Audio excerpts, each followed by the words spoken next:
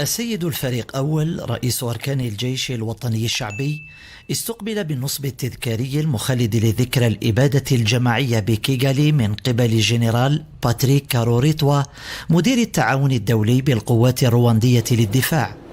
السيد الفريق أول وضع بالمناسبة إكليلا من الزهور على هذا النصب التذكاري، ووقف رفقة الوفد المرافق له دقيقة صمت على أرواح ضحايا هذه المأساة التي شهدها تاريخ رواندا.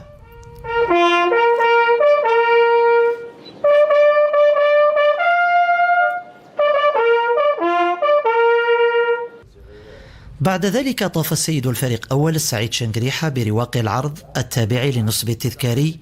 حيث تلقى شروحات وافية عن تاريخ رواندا وعن أهمية النصب التذكاري المخصص لإحياء ذكرى ضحايا الإبادة الجماعية